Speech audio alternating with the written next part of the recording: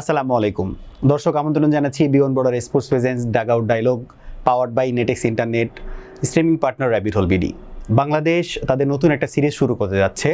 বাংলাদেশের এখনকার প্রতিপক্ষ অস্ট্রেলিয়া। বাংলাদেশে 3 ম্যাচ এবং 3 ম্যাচের ওয়ানডে সিরিজ এবং 3 ম্যাচের টি-20 সিরিজ শুরু হতে যাচ্ছে। এই সিরিজের প্রথম ম্যাচ একটু পরেই শুরু হতে যাচ্ছে, যেখানে বাংলাদেশের মুখোমুখি হচ্ছে অস্ট্রেলিয়া। এবং এই সিরিজের প্রিমিয়ার অ্যানালাইসিসে আমাদের সাথে স্টুডিওতে উপস্থিত আছেন পপুলার ক্রিকেট অ্যানালিস্ট এবং ইন্টারন্যাশনাল কমেন্টেটর সৈয়দ আবিদ হোসেন সামি ভাই। সামি ভাই কেমন আছেন? আলহামদুলিল্লাহ ভালো আছি, এবং অনেকদিন পর অস্ট্রেলিয়ার সঙ্গে বাংলাদেশ মুখোমুখি হতে যাচ্ছে। খুব সম্ভবত আমি যদি র্যান্ডমলি চিন্তা করে দেখি তাহলে দ্বিপাক্ষিক সিরিজ তো এরকমভাবে আসলে হয় না, ওয়ানডে সিরিজ তো একেবারেই হয় না। লাস্ট 2023 ওয়ার্ল্ড কাপে বাংলাদেশ অস্ট্রেলিয়া মুখোমুখি হয়েছিল। So it's going to be, আমার কাছে মনে হয় যে competitive series between Bangladesh and Australia. আমরাও সেরকম একটা ইস্যু আশা করছি। আমি শুরু করতে চাই যে বাংলাদেশের স্কোয়াড চেঞ্জ এসেছে এবং অস্ট্রেলিয়ারও কিন্তু আমরা যদি বলি যে আগের দিনে বাংলাদেশ 22টা ম্যাচ খেলেছে, সেখান থেকে কিন্তু মাত্র একটাতে জয়, একটাতে কোনো রেজাল্ট আসেনি, বাকিগুলো কিন্তু অস্ট্রেলিয়া জিতেছে। কিন্তু সেই অস্ট্রেলিয়ার ওই যুগটাও নেই, এমনকি বাংলাদেশেরও অনেক ভালো টিম ফরমেশন এসেছে। রিসেন্ট যে স্কোয়াডটা এসেছে, আমি যা শুরু করতে চাই, এই স্কোয়াডের চেঞ্জেস এসেছে। আফিফ এবং অঙ্কনকে বাদ দেওয়া হয়েছে, সোহানকে নেওয়া হয়েছে এবং আমরা দেখেছি যে মোসাদ্দেক হোসেনকে ইনক্লুশন করতে। এই যে স্কোয়াডটা, এটা নিয়ে আপনার মতামত কি?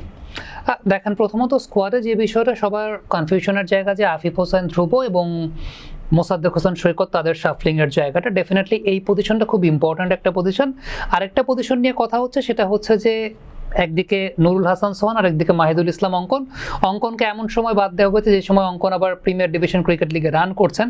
কিন্তু সত্যি কথা বলতে অঙ্কন এবং সোহানের এই পজিশনটাতে আসলে ম্যাচ কেউই খেলবেন না, বা কেউই খেলেন না। আমরা লাস্ট 2টা সিরিজ যদি চিন্তা করে দেখি, সেখানে কেউই ম্যাচ খেলেন নেই বা কাউকে ম্যাচ খেলানো হয়নি। হ্যাঁ, বেস্ট 11-এর পার্সপেক্টিভ থেকে ইম্পর্টেন্ট রোলটা প্লে করবে অবশ্যই নাম্বার 7, নাম্বার 8 এই পজিশনের জায়গাটা।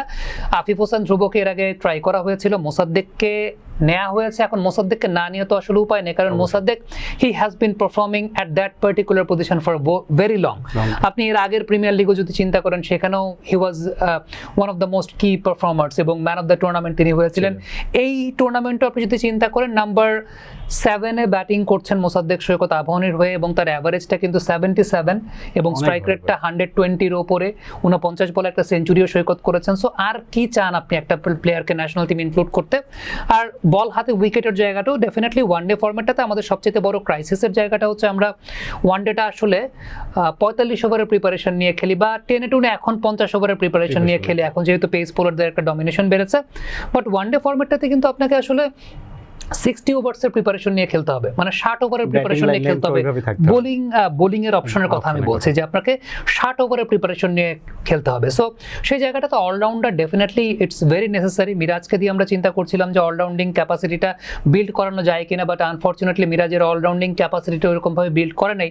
4 নম্বরে ব্যাটিং করার চেষ্টা করছিলেন, সেটাও ঠিকঠাক মতো পারেন নাই। সো এর আগের সিরিজে আফিফ যে জায়গাটা খেলেছেন, আমার কাছে মনে হয় যে মোসাদ্দেক সেই জায়গাটা ইন করলে, প্রথমত ওই পজিশনের ব্যাটিং সম্পর্কে Mosaddek knows better than anyone else, কারণ 8 নম্বর 7 নম্বরে যিনি রেগুলারলি ব্যাটিং করেন আর ডোমেস্টিক ক্রিকেটে 4-এ ব্যাটিং করেন, এরকম প্লেয়ারকে যখন আপনি 8-7 নম্বরে ব্যাটিং করাবেন, দুইটা কিন্তু ডিফারেন্ট স্কিলের জায়গাটা। কারণটা হচ্ছে আপনি দেখবেন যে আফিফ যখন 4-5-এ ব্যাটিং করেন ডোমেস্টিক ক্রিকেটে, প্রচুর সুইপ শট খেলেন, কারণ তিনি তখন জানেন যে তারপরে আরো রেকগনাইজড ব্যাটসম্যান আছেন, সো তিনি কিছু রিস্ক নিতে পারেন।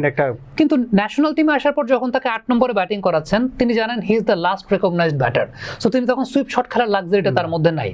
সৈকতের ব্যাপারটা হচ্ছে হি নোজ যে 8 নম্বরে ব্যাটিং করার পরেও টেম্পোটাকে ঠিক রেখে কিভাবে সুইপ শট করতে হয়, বা তার মধ্যে ওই মাসল মেমোরিটা আছে যে তিনি আসলে ওই সুইপ শট বা রিস্কি শট খেলতে পারবেন বা খেলবেন ওই জায়গাটা। তো আমার কাছে মনে হয়েছে লাইন আপটা বেশ ভালো লাইন আপ, 15 জনের লাইন আপটা দিয়েছে। এবং বাংলাদেশ নাওয়াডেজ যেটা হয় যে পেস বোলারদের উপর একটা ডমিনেশনের জায়গা থাকে, এবং বিষয়টা এরকম না যে সব পেস বোলার সব দিন খেলবেন।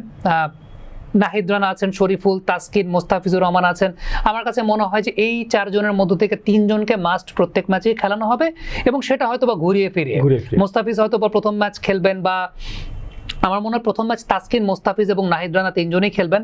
এর পরের ম্যাচটাতে হয়তো বা ওইরকম প্রিপারেশন ওয়াইজ যদি চিন্তা করা হয়, তাহলে শরীফুল ঢুকতে পারেন, বা লাস্ট ম্যাচে আবার এমন হতে পারে যে 2 বাহাতি পেস বোলার একসঙ্গে খেলতে পারেন, হতে পারে। এটা আসলে সাজিয়ে নেবে টিম ম্যানেজমেন্ট তাদের মতো করে। But apart from the pace bowling setup, আমার মনে হয় যে ওয়ানডে টিমে খুব বেশি এক্সপেরিমেন্টের জায়গা আছে। আমরা দেখলাম যে যদি বলি যে সৈকতকে কিন্তু 4 বছর পরে ওয়ানডে টিমে ইনক্লুড করা হয়েছে এবং আলটিমেটলি জানাচ্ছে মানে দর্শকেরও কিন্তু যখন আমরা স্কোয়াড ঘোষণা দেখেছি অনেকেই বলছেন যে আসলে সৈকত কি ম্যাচ পাবেন কিনা। এটা আসলে সামি ভাইয়ের কাছেও প্রশ্ন যে আসলে সৈকত কি ম্যাচ পাচ্ছেন।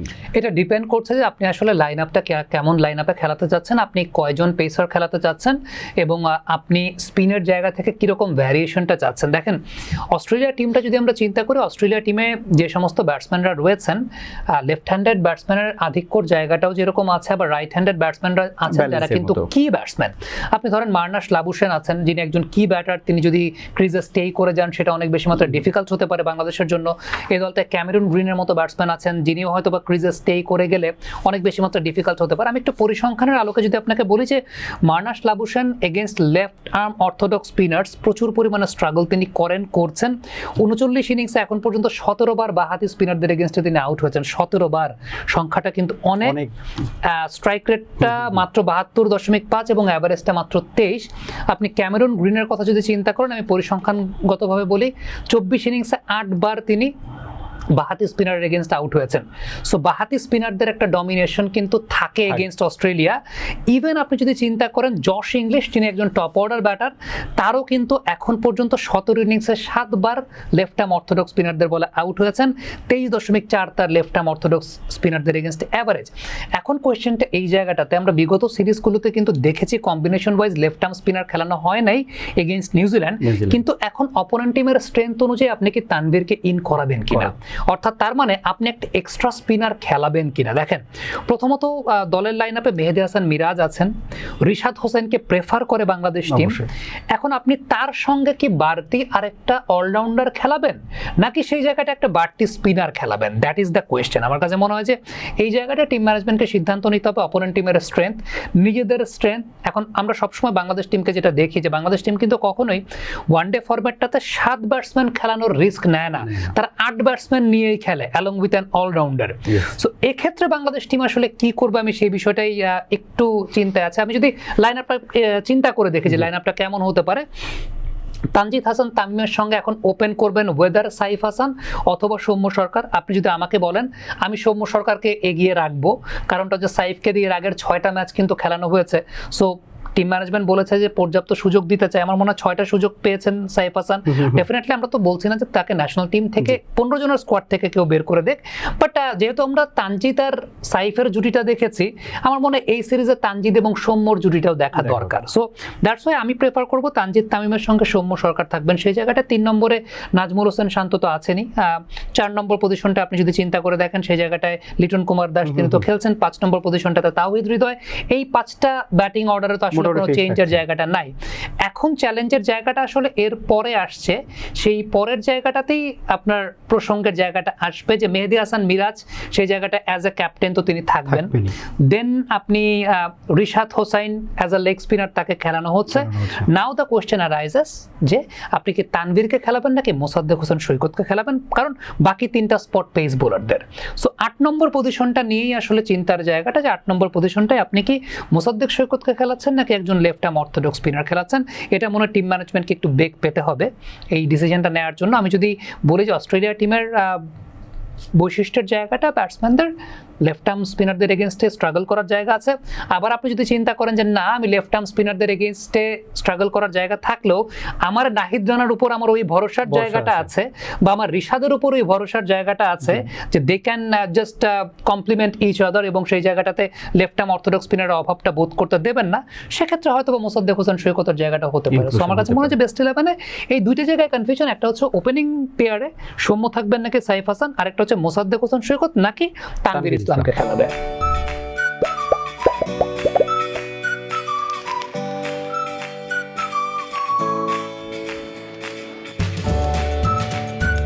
আমরা একটা জিনিস সামি ভাই দেখছিলাম যে বাংলাদেশের যারা কি ফ্যাক্টর পারফর্মার আছেন তাদের ব্যাটিং অ্যাভারেজ অন অ্যাভারেজ 24-25-8 আছে, কিন্তু যদি আমরা অস্ট্রেলিয়ার ক্ষেত্রে বলি, অস্ট্রেলিয়া যারা এখন ফ্রেশ, যারা এখন নতুনভাবে খেলছেন, কিংবা লাবুসেনের কথা বলেন কিংবা শর্টের কথা বলেন, তাদের অ্যাভারেজটা আসলে দেখার মতো কাইন্ড অফ যদি বলি 40 অ্যাভারেজে।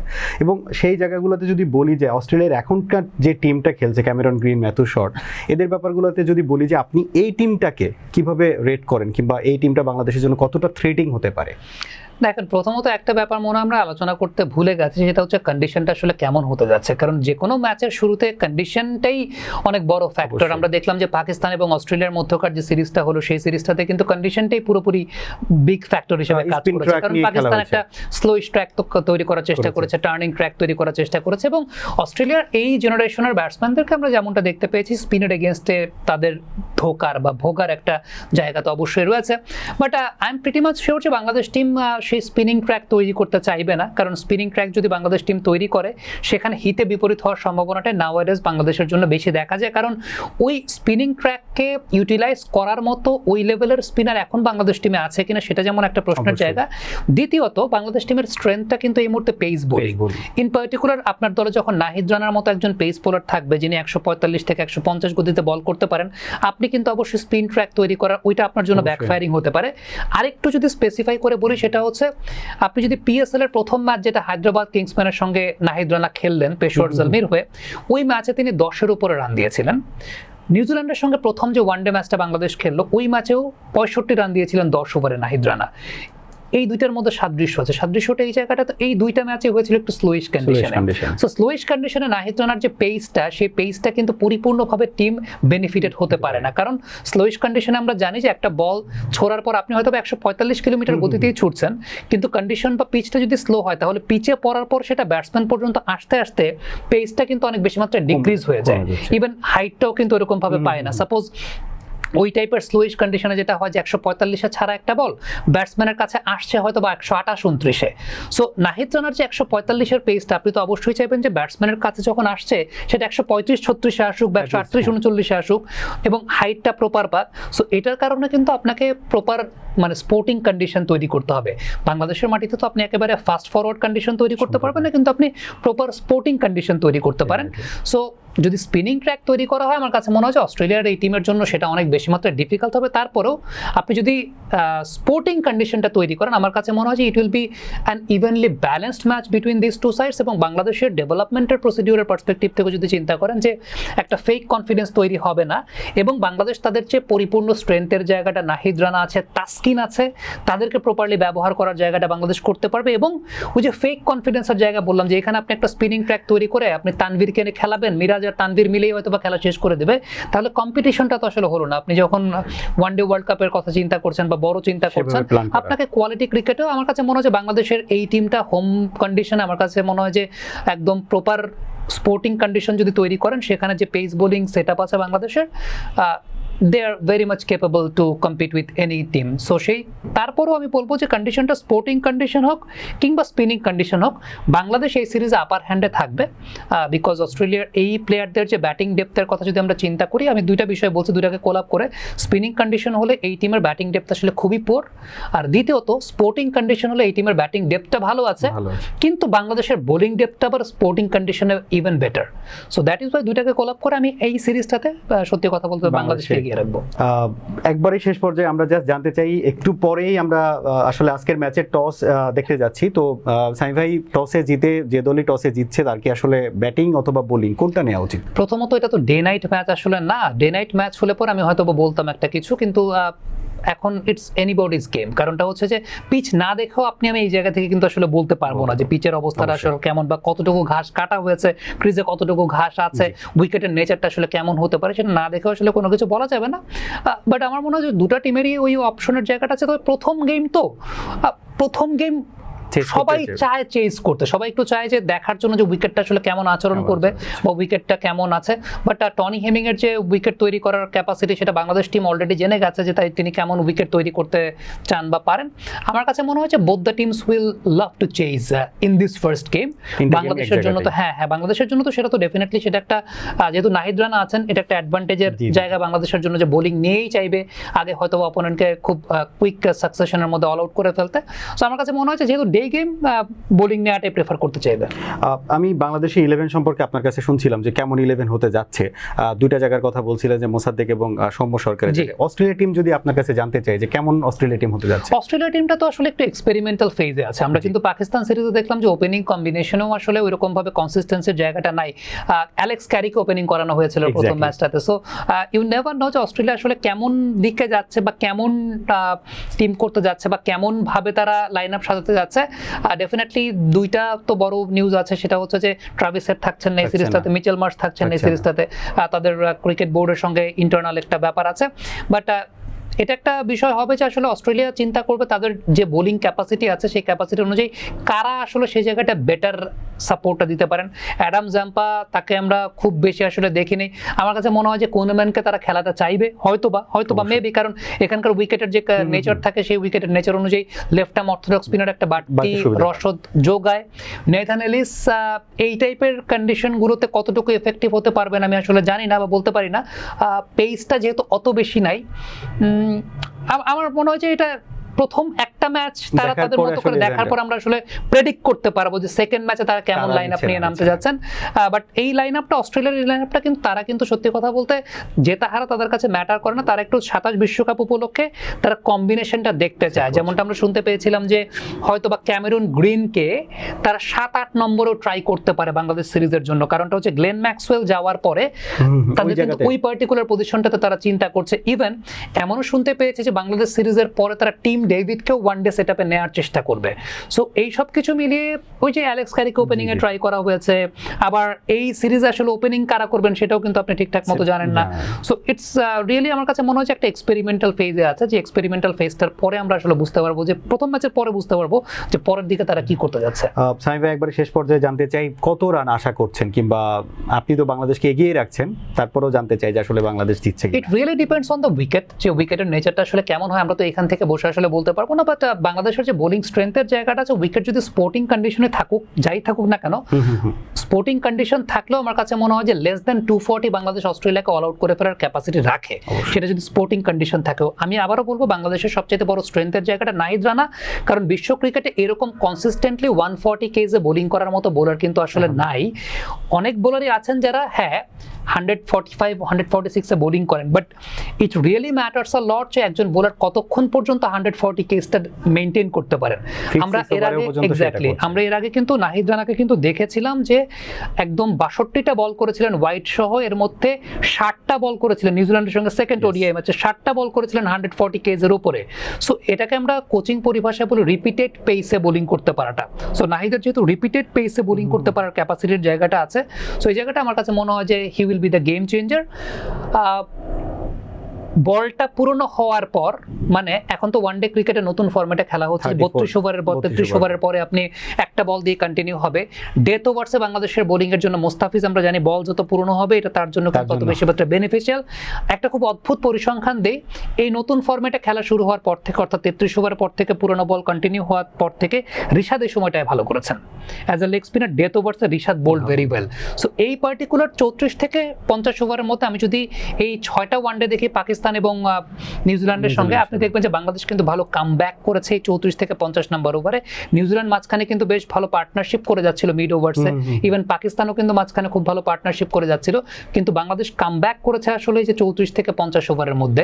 তো এই জায়গাটা বাংলাদেশের জন্য স্যুট করেছে অনেক বেশি মাত্রায়। সো আমি বলবো যে ডেফিনেটলি নট মোর দ্যান 240 আমি দেখতে চাইবো না যে অস্ট্রেলিয়া স্পোর্টিং কন্ডিশন থাকলেও কোনো ম্যাচে।